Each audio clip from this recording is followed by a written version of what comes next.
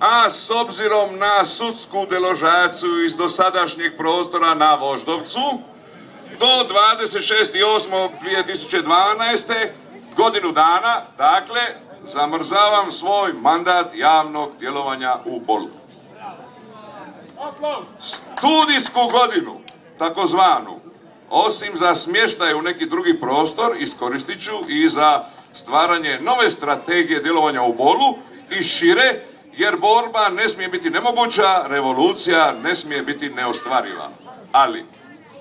Ali već sada je razvidno da djelovanje neće biti u Bolu i šire, već u Bolnici i šire. Ali već sada je razvidno da će i nova strategija biti ista. Otpor naprasitim decibelima, vulgariziranom svjetlu, fundamentalnom kapitalizmu, uzvaličanoj osrednjosti, osakaćenoj budućnosti i ostalim sranjima povampirene demokracije. Ali već sada je jasno da mnogima to nije jasno. Pa budimo na kraju jasni. Pozivam vas, dakle, ovdje do godine 26.8.2012. na veliki Human Pride, na koji ćemo objaviti u ilegali nastala načela borbe za jedan ljudski Bol i šire.